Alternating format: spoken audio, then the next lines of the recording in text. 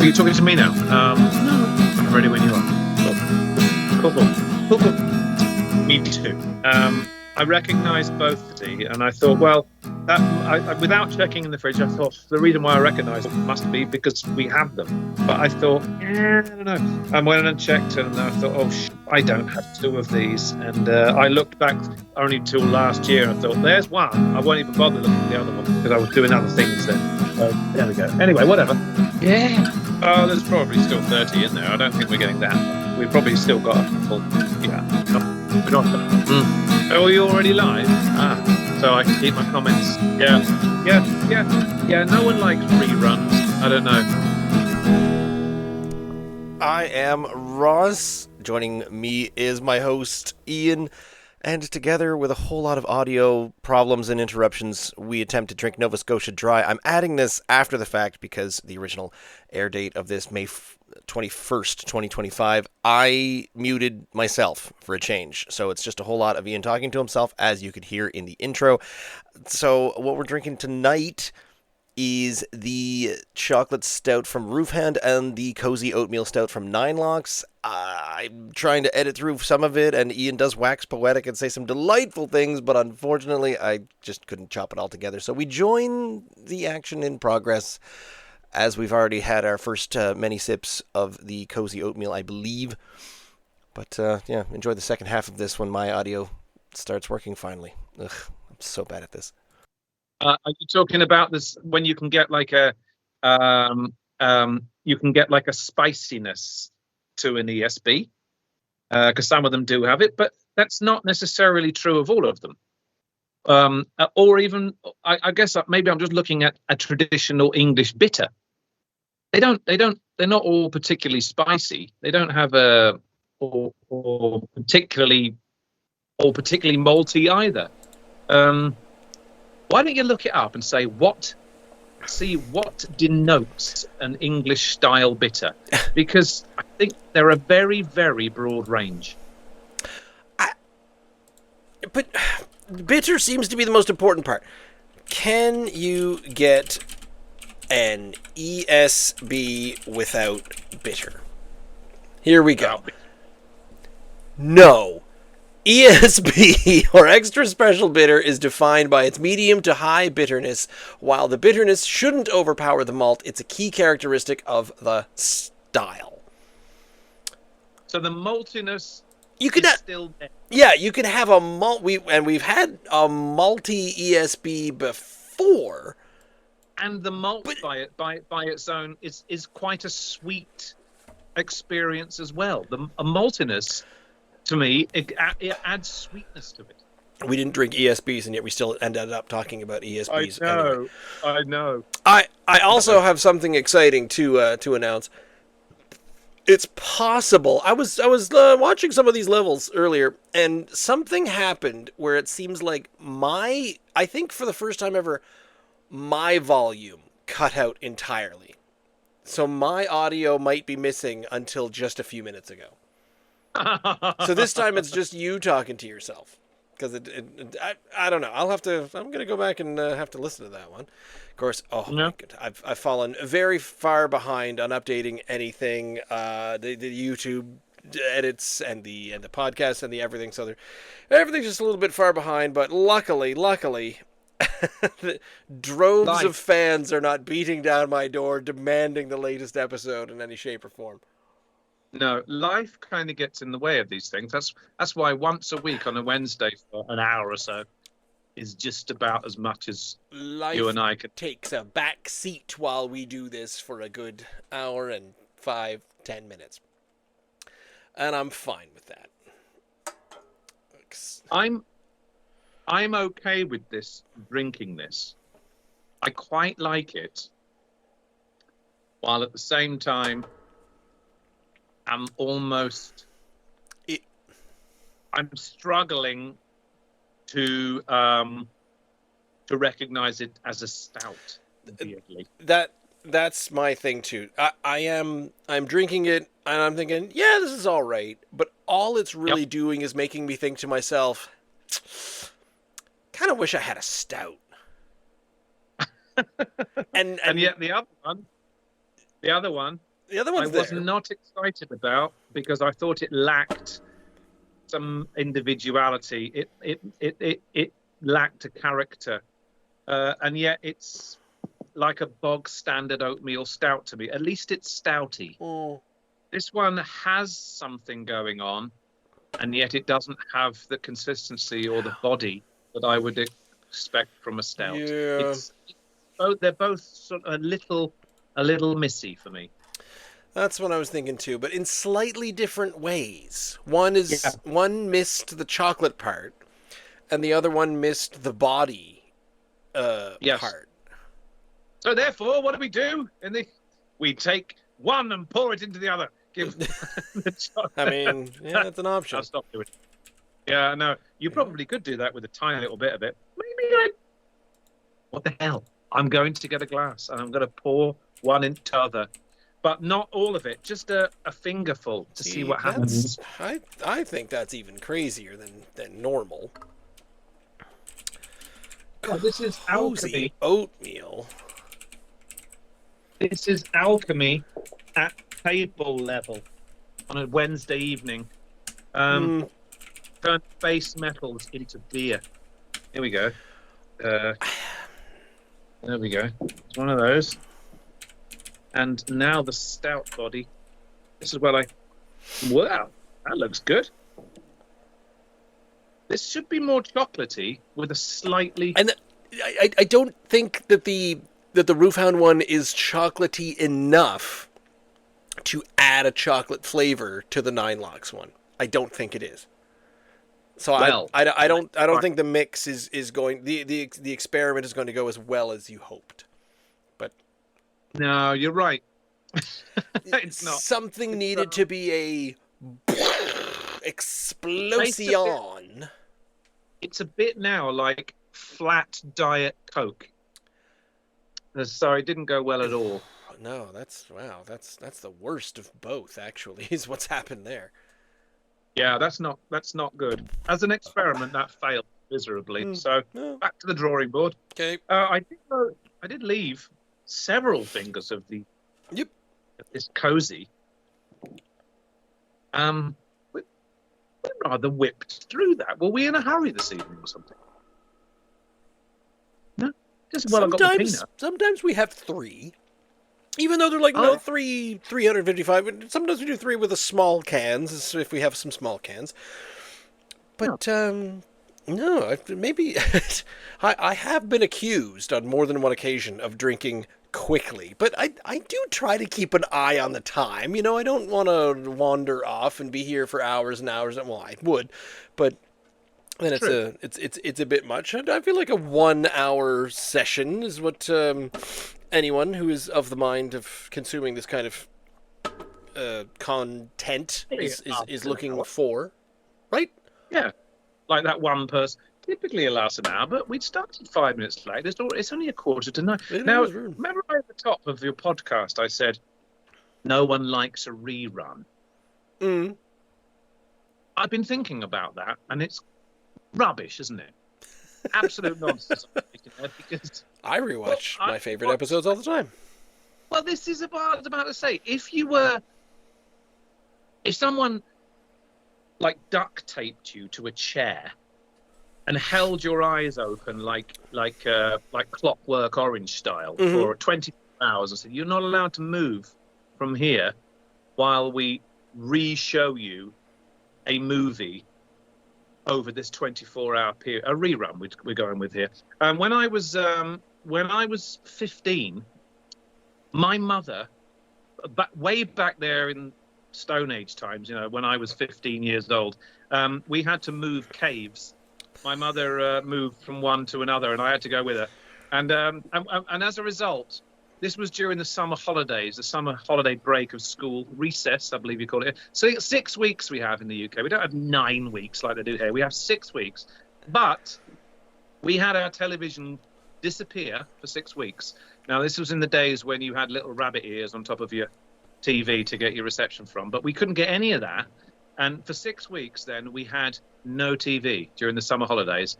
But prior to us moving caves, we had a VHS recorder, and we recorded a couple of items, and I had a VHS 3-hour videotape, and on said videotape was they just showed on TV, on terrestrial television, A New Hope, Star Wars. So I videoed that, which is like 2 hours long, something like that, and an episode of Magnum PI. I kind of snuck on the end there.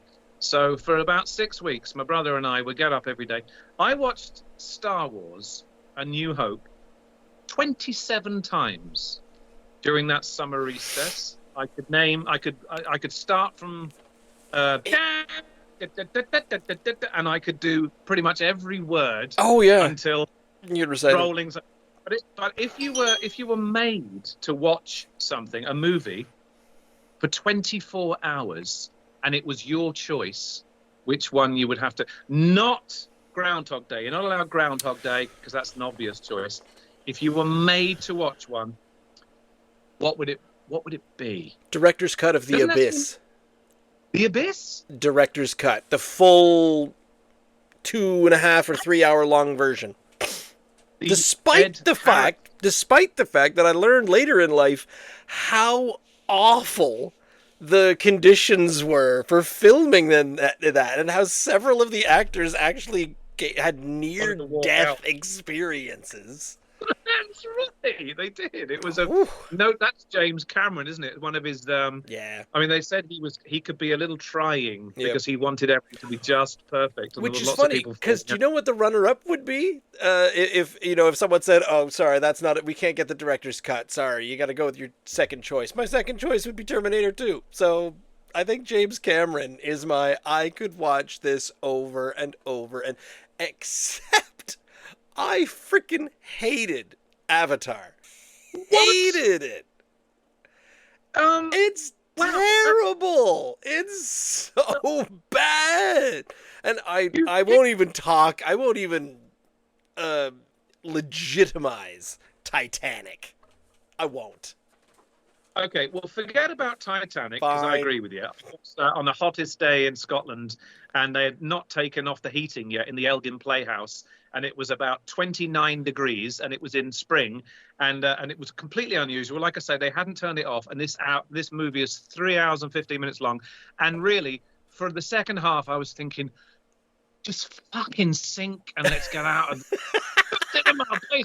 So take that away. Yep. I agree with you. Titanic left me cold. However, Avatar is one of my 3 greatest cinematic experiences of all time. And I've already said the first one, Star Wars A New Hope, to me, was, as a 9-year-old sitting there in the cinema, watching that unfold would blew my mind. The second thing was The Lord of the Rings, the final one, Return of the King.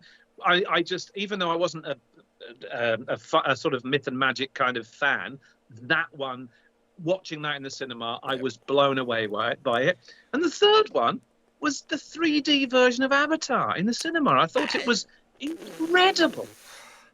And you did not. I was too wrapped up in how appalling the plot, characters, and acting was. I've watched movies that are, and it's just for the cinematography and the beauty and the scope and look at the scenery, look what they've done, they've made a world. And I've watched those, and that I think it was because I was watching it 20 years too late. It would be like if you'd never seen the first Jurassic Park and sitting down and saying, "Behold, Jurassic Park," the person would sit there and go, it's a dinosaur. So? And you're like, no. You need to understand this is the first time we saw proper, well-done CGI and modeled dinosaur. We'd never seen this before. And this is what happened to me. Maybe you were lucky. Where was Rebecca, maybe not a Star Wars fan, but at least Star Wars adjacent. She knew it existed. She'd seen it or something like that. Anything like that. Brittany hadn't.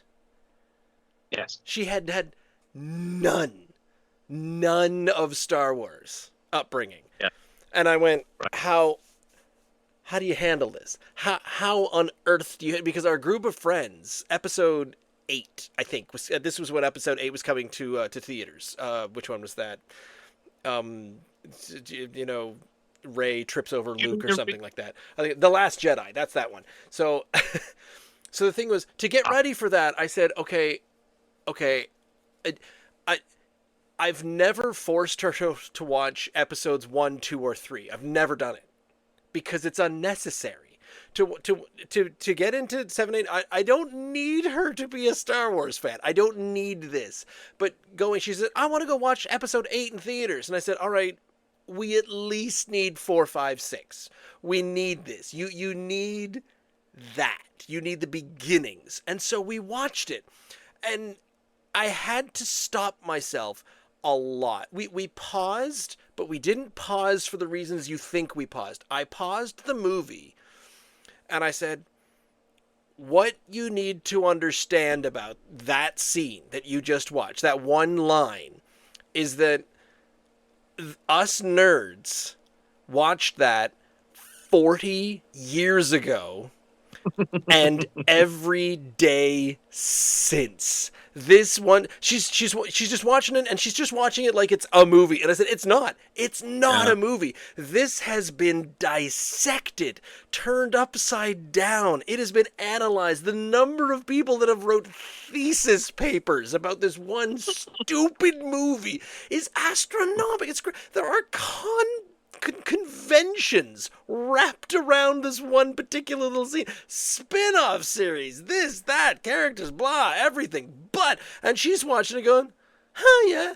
And I said, and I'm trying so hard to say, I don't need you to find this important. I need you to be aware that 50% of the planet thinks that this is the most important scene that has ever happened. Ever. Like, this is the important stuff, these little lines. And I'm trying to explain, I said, this one line that just happened right there, this has spawned, like, there are musical bands that are 7 albums deep, and they are named after a random sentence from one of these movies back in the 70s, 80s. Yeah. And I said, you just have to know how crazy it all is. And she was, there's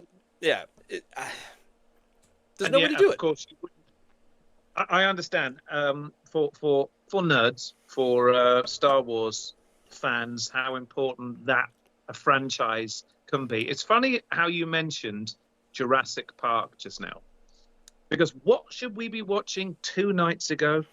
Once I had finally got the my surround sound back up and working, which died about 4 hours. Good me. 4 hours ago.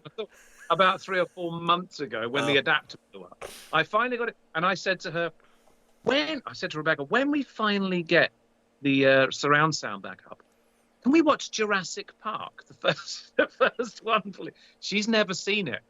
We watched it 2 nights ago, Ross.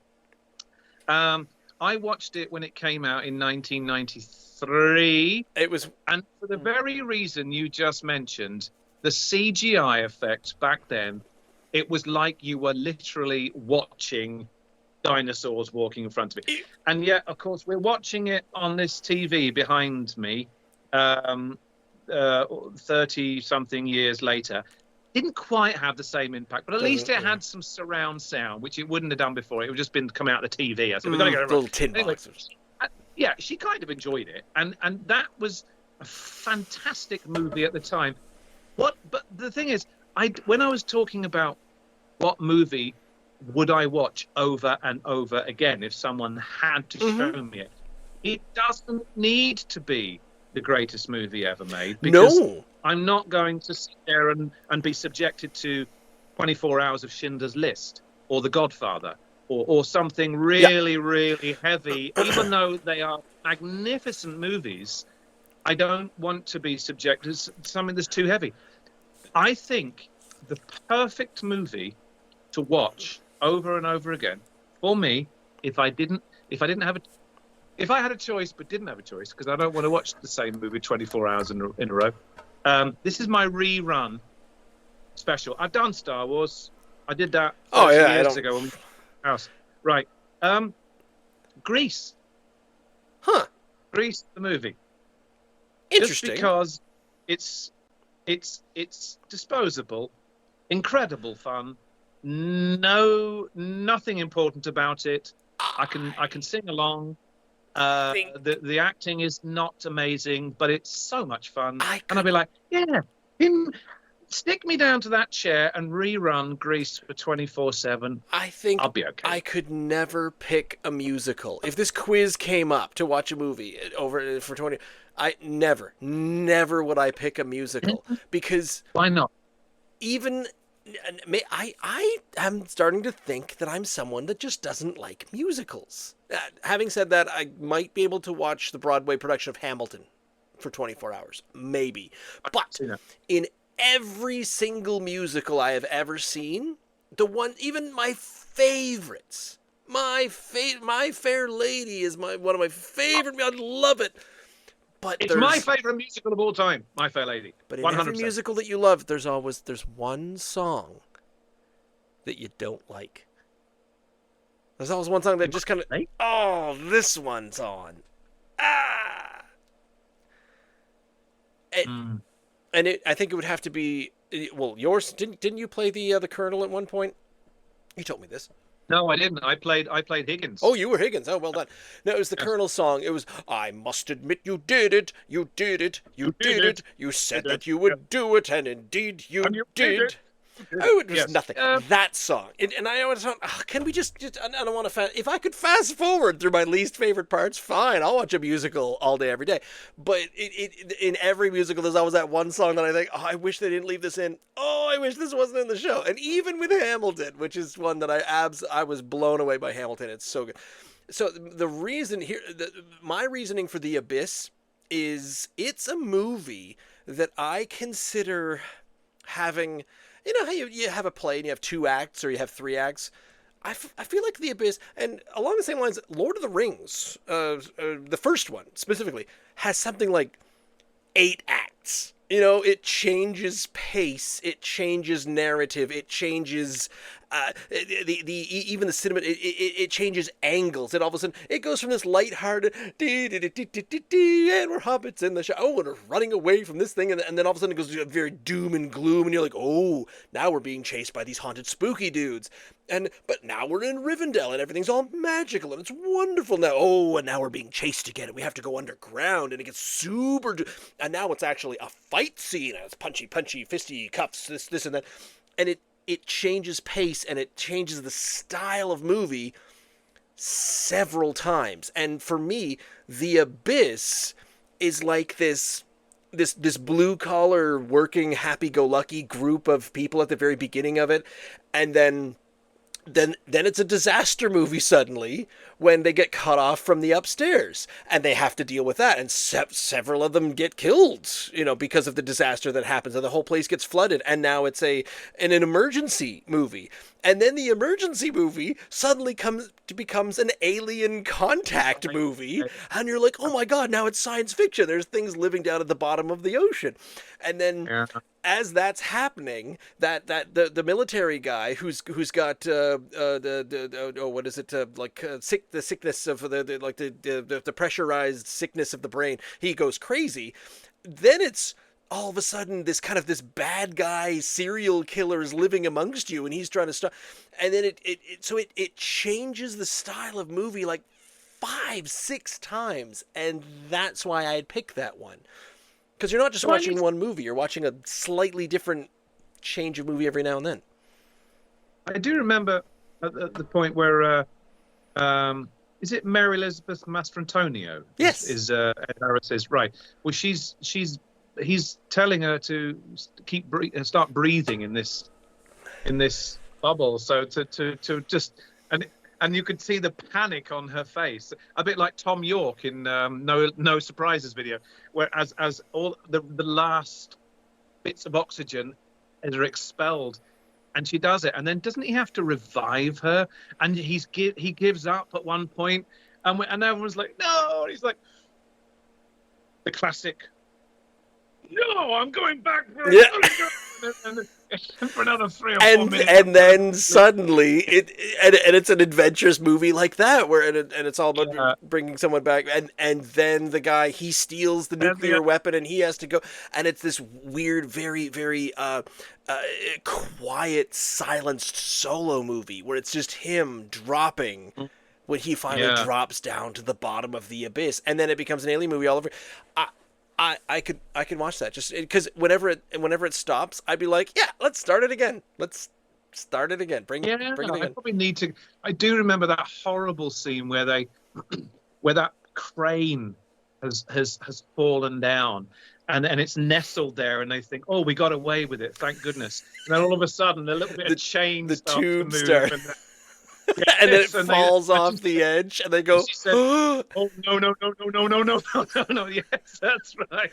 Yes, I do. I have to watch that movie again. A bizarrely well done movie for the fact that most of the people that made it hate it and never want to be reminded of being in it ever again because of how awful the circumstances were in filming that. And I think, in a weird way, because you are a sci-fi nerd. I should have thought you'd say something like that. I went for Grease. I'm so shallow. straightforward music. Well, I need the director's cut as well. I don't know. I mean, if I thought more about it, there's probably a few that are up there, and they're like the top 10. But I think I could rewatch several of those ones. The Terminator 2 was the similar style, where it changes the type of movies a couple of times.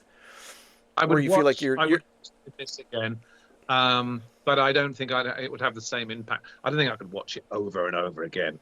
Forrest Gump, I could watch. I like this, the way you're saying it's got some levels. The Abyss. Now, the Forrest Gump, of course, has this. It's a roller coaster, and you want in your movies, you want to have a roller coaster. You want to have sadness, lightness, fun, darkness. You want to have, but you want to be left at the end of it going, yeah. Well. I don't necessarily get that from Greece, but at least I could sit there and go with my eyes glued up. What was this one? This was my cozy. No, it wasn't. This is my chocolate stout from Roof Hound. I finished that and I went back to the cozy and I've been enjoying the cozy since it's still not chocolatey.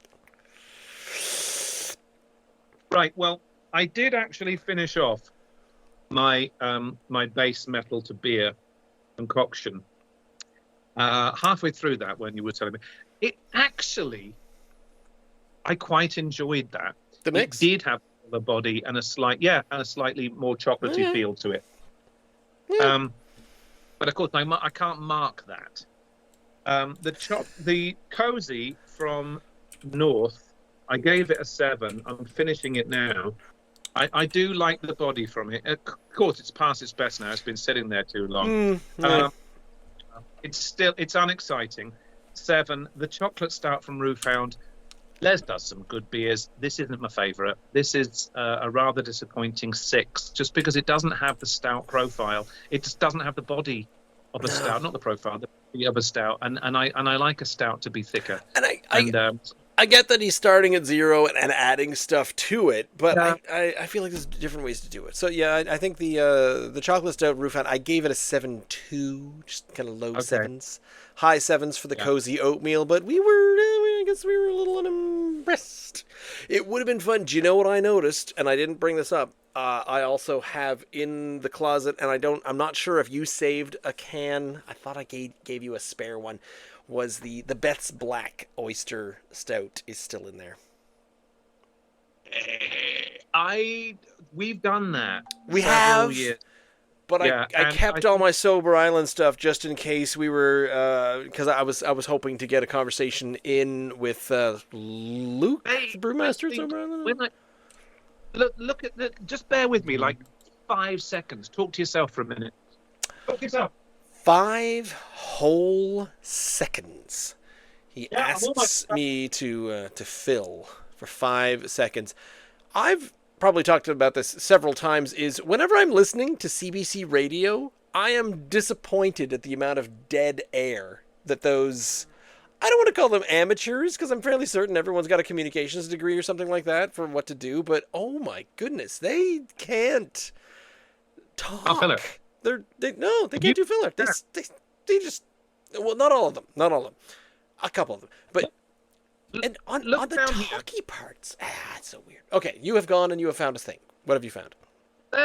Several months ago, many months ago now, I went through the fridge because I noted that you'd been doing quite a few podcasts sans moi when I go away on vacation, or when I'm on night shift, etc. Or when you're in a play, or all three. Or in a play, or... Right. So you're away on vacation in Scotland and in a play in Windsor at the same time. You've watched Jurassic Park one too many times and you figured out how to clone yourself. That's what's going on. You've grown yourself from an amber staff on a... no, wait. Something like that. Yeah. Anyway, so what I did was I went through my fridge because I thought, I've got so many here. I've got a feeling that Ross has done some of these. So I did, and I hauled them all out. At the top of the show, you said, are we getting a bit low on beers? Well, if it wasn't for the fact that I went and culled the ones that you did, my fridge wouldn't have been able to hold any more beer. So I went along and I went back through all my beers that I had in there to see whether or not you'd done them all. And funny enough, one of them was April the 30th, 2024, Lazy Bear by Royal ESB, a Royal ESB. And that was one of the ones you did when I wasn't with you, you see. So you must have done that by yourself or with someone else, which I thought, there's a problem there because I know where I don't have. So what I did was, after that, because of that, Ross, because you had already done it in your show, I drank them. Okay, because I thought he's already done them. He's never going to look at them again. This is what I'm confused by, because and I went back. You and I on the same night, that would be June 22. So last June, we drank the Royal ESB from Lazy Bear Brewing, and we also drank the Crossroads ESB from Smokehouse Nano. No longer, I don't know if they're Nano anymore. And we drank both of those. So why do I still have a can of Royal ESB if we already drank them and enjoyed them? If I already had one as well, the reason then I went back and looked at your chart that you sent me and your database, which was fascinating. And I went back there to have a look. And of course, when I saw that was gone, I thought, oh, we did that one. So therefore, this rogue one is sitting in my fridge. I might as well drink it. Yeah. Therefore, when you come and say, oh, we're going to do that because I've still got one, I've already drunk the one itself. I don't know where I was going with this, but that a few of them are like that. With every right. You have every right to drink things, and you have every right to make that because your handwritten chart is more up to date than my digital one. Look at this one here. The Vicolame dude. No. Can you see Beach Stone? Brown Stout Ton 30 Island. What? The Sober Islands Beach Stone, June the 30th, 2021. Yes. That's when that was drunk. Yeah. So we did it then. Well, we did, but I got some newer product recently because we had the Timber, the brown ale from Sober Island, because I made an order online, and they sent me Luke sent me some excellent stuff, and we've still got their barley wine to try, and I want to pick up the barley wine from Horton Ridge, and we can have a barley wine night and see how that one goes. Whew, I think we'll need one. But that is Rebecca Sturgis McPherson for that. That's explaining the reason why you still have a copy of them, a facsimile of them, and I don't, because I went back to see, and I noticed that all these things in my fridge, which were already reviewed, I thought I must have missed those. Those must have been nights that Ross was doing it by himself or with someone else when I was away. So therefore, I thought that's just sitting in there going off. I might as well drink it. So the Sober Island, the Sober Island Beachstone and the Royal SB by Lazy Bear that you were looking to do tonight, it's my fault. I drank them in a fit of rage several months ago. It's not. No, If we've already drunk them, then it's my fault for not remembering that, and you're free to drink whatever you like. Do you know what the funniest thing about the whole thing is that we had when we invited you around as well. I think it was Friday night, Saturday night. We had a fire, a bonfire outdoors, and Brittany was going out, and she said, "Do you want me to get you anything?" And I said, "Oh, fine. Just get me a quick 4-pack from the LC. Here's my favorites." And she comes back with a 4-pack of the Propeller ESBs.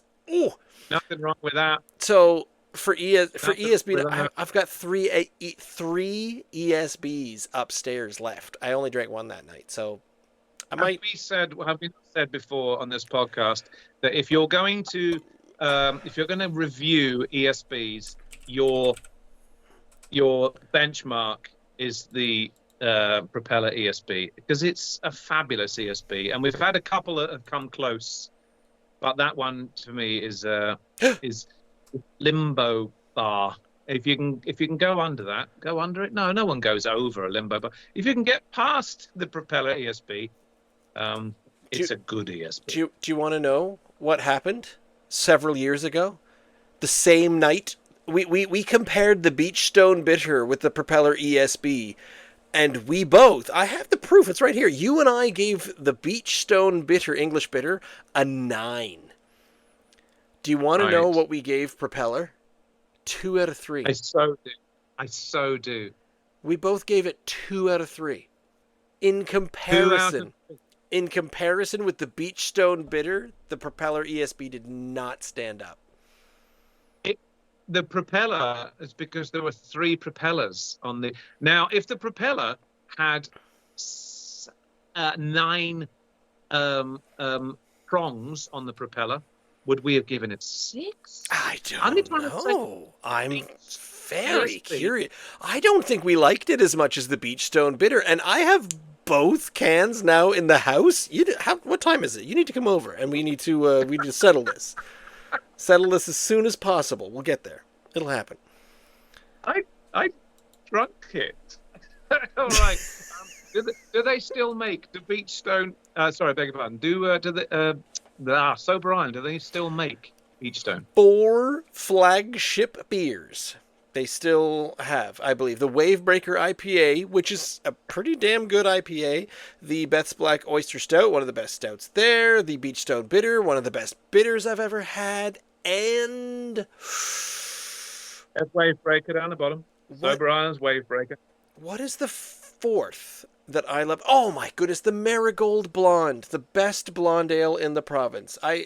Of those 4, that 4-pack of Sober Island, I'm convinced it is the greatest contribution to beer in Nova Scotia craft beer. The holy grail of brews in Nova Scotia. Good. Sober Island. Which is why I had such high hopes for the Timber Brown, and it sadly wasn't the best brown I've ever had. But oh well, you can't go 5 for 5. 4 out of 5 ain't bad. Just ask Meatloaf. I don't think that's how it goes. I'm drinking me last finger. Cheers, man. Cheers indeed. I'm positive that's how that goes. I want you. I need you, but there ain't never any way I'm never gonna need you. Is that how that goes? No, wait. Does he love and want, but he's never gonna need, or does he want and need, but never gonna love? Okay, I'm 2 out of 3 ain't bad. Where is it? 2 out of 3 ain't bad. Meatloaf lyrics. I want you, I need you, there ain't no way I'm ever gonna love you. That's it. So he wants and needs, but there's no way he's ever gonna love. And the IPA is great, and the stout's great. So 4 out of 5 ain't bad. Nice. I like the link. I don't like Meatloaf. And on that bombshell, I'm out of here. Oh, we could sit here and talk about Meatloaf and Rocky Horror Picture Show for a goodly long while, but we're apparently not going to, I apologize if I had no sound for the first 40 minutes. Hopefully the Ian show carried on just fine without. I'm going to have a good time editing this one, but we'll see. You can catch us, or at least 50% of our audio every week, Wednesday nights, 8 p.m. here on our YouTube channel, youtube.com/@drinknsdry. You can find us on Facebook somewhere. And we got a Facebook page. We'll also got a YouTube page, an Instagram, I think, and a TikTok and that stuff. You can find anywhere where Drink Nova Scotia Dry or Drink NS Dry. That's us. Or you can find our podcast on the podcasting places and go straight to the source and drinkns.unsupervised.beer. But we hopefully you will hear from us next week. So have a good night, everybody, and bye-bye.